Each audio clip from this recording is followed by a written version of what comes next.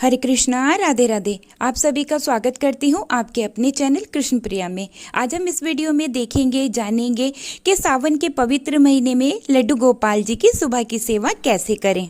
देखिए, सभी भक्त लड्डू गोपाल जी की सेवा अपने अपने भाव के अनुरूप करते हैं। कोई उनको बेटा मानता है, कोई उनको जो है सखा मानता है, कोई उनको भाई मानता है। तो इस तरह से जैसे जिसके मन का भाव होता है वो उसी तरह से लल्ला की सेवा करते हैं। तो हम अपनी लल्ला की सेवा कैसे करते हैं वो मैं आज आपको इस वीडियो में शेयर करने के लिए जा रही हूँ। अगर वीडियो थोड़ी सी भी अच्छी लगे तो लाइक शेयर जरूर से कीजिएगा। अगर आप हमारे चैनल पर पहली बार आए हैं तो प्लीज चैनल को सब्सक्राइब भी कर लीजिएगा। अभी सुबह के 7:30 बजे हैं, तो सबसे पहले यहाँ से फूल ले लेते हैं, क्योंकि लड्डू गोपाल जी की सेवा में फूल जरूर से चाहिए, और तुलसी पत्ता भी ले लेते हैं। और यहाँ पर हमारे प्यारे श्याम सुंदर जी अभी सोए हुए हैं, तो अब हम इनको जगाएंगे। मंदिर में जो हमारे प्रभु के और स्वरूप विराजमान है उनकी पूजा सेवा कर ली है। अब उनके पास जो ये रात को भर के जल रखते हैं इसको भी हटा लेती हूँ, और जो ये खाने पीने की चीजें हैं ना इसको भी हटा लेती हूँ। ये देखिए, रात को लड्डू गोपाल जी के पास जरूर से रखना चाहिए, क्योंकि अगर हमारे लल्ला को रात को भूख लगेगी तो उनको इधर उधर ना जाना पड़े, वो यहीं से अपनी भूख शांत कर सके।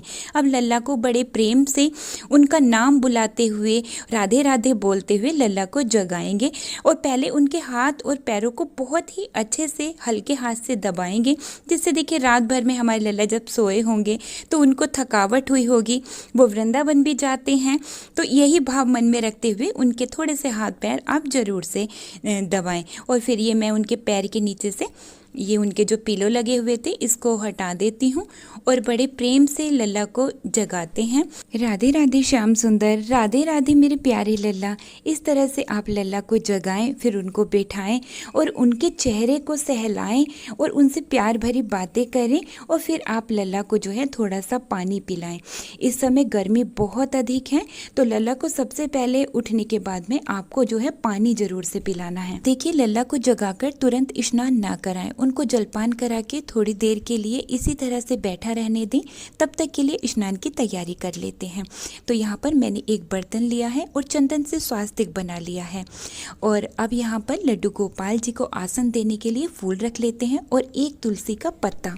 तुलसी जी लल्ला की सेवा में जरूर से रखें, क्योंकि बिना तुलसी जी के हमारे लड्डू गोपाल जी किसी भी चीज को स्वीकार नहीं करते हैं। सावन के इस मौसम में बहुत अधिक गर्मी रहती है, तो लल्ला को थोड़ी सी राहत देने के लिए, उनको थोड़ी सी ठंडक देने के लिए उनका जो स्नान का जल है ना उसमें मैंने थोड़ा सा गुलाब जल छिड़क लिया है, और जहाँ पर हमारे लल्ला स्नान करेंगे वहाँ पर भी मैंने थोड़ा सा गुलाब जल का छिड़काव कर लिया है। आप यहाँ पर इत्र का छिड़काव भी कर सकते हैं, जहाँ पर लड्डू गोपाल जी को विराजमान करते हैं ना वहाँ पर भी आप इत्र का जो है छिड़काव कर सकते हैं। अब लल्ला को पात्र में विराजमान करके उनको जो है स्नान कराएं। यहाँ पर आप राधे राधे बोल करके लल्ला को स्नान कराएं। ओम नमो भगवते वासुदेवाय मंत्र का जाप करते हुए भी आप लल्ला को स्नान करवा सकते हैं। देखिए, घर में लड्डू गोपाल जी की सेवा इस तरह से की जाती है जैसे कि हमारे घर में कोई छोटा सा बच्चा होता है, छोटे बच्चे की सेवा की जाती है, बिल्कुल वैसे ही लड्डू गोपाल जी की सेवा की जाती है। हर मौसम में लड्डू गोपाल जी की सेवा अलग अलग तरीके से की जाती है। देखिए, अभी जैसे गर्मी है तो हम अपने लड्डू गोपाल जी को जो है ठंडक देने के लिए, उनको गर्मी ना लगे ये बात का ध्यान रखते हुए हम उनकी सारी सेवाएं करते हैं। देखिए, गर्मी के मौसम में आप लड्डू गोपाल जी को इत्र से मालिश जरूर से करें, और बहुत हल्के हाथों से जो है उनकी मालिश करनी है। क्या होता है, इत्र से मालिश करने के बाद लल्ला की सारी थकावट मिट जाती है। तो ये मालिश आप जो है स्नान के बाद भी कर सकते हैं। जब आपको समय मिले पूरे दिन में आप तब भी कर सकते हैं। अगर पूरे दिन में आपको कभी भी समय नहीं मिल पाता है तो जब आप लल्ला को सुलाएं रात्रि के समय में, तब आप उनके चरणों की, उनके हाथ पैर की बहुत ही अच्छे से इत्र से मालिश कर सकते हैं। देखिए, हमारे श्याम सुंदर जी को रोज नया नया श्रृंगार करना बहुत ही पसंद है, तो आप भी अपने लड्डू गोपाल जी को अपने मन के हिसाब से आप उनको सजा सकते हैं। जैसे आपके लड्डू गोपाल जी को सजना संवरना पसंद है, आप उनको वैसे रोज तैयार कर सकते हैं।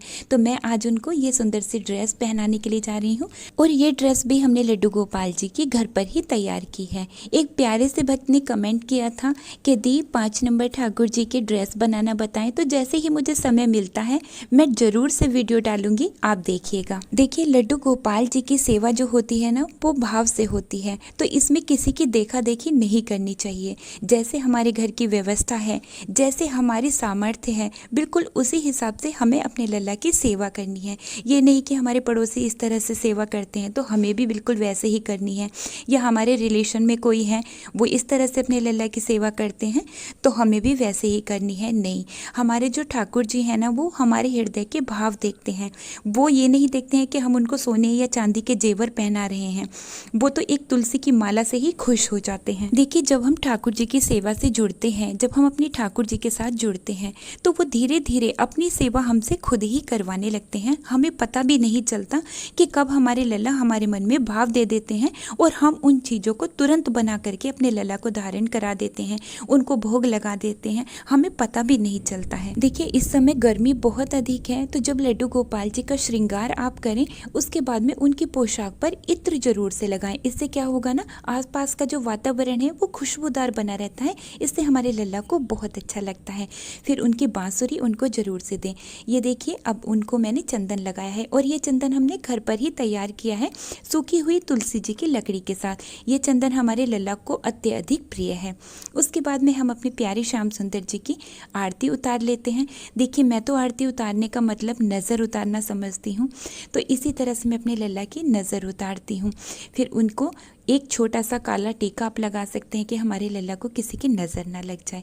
अब हम उनको भोग प्रसादी करा लेते हैं। तो भोग में उनके लिए मैंने ये बेसन के लड्डू बनाए थे, और दूध में और लड्डुओं में तुलसी पत्ता जरूर से रखें, क्योंकि बिना तुलसी पत्ते के हमारे ठाकुर जी भोग को स्वीकार नहीं करते हैं।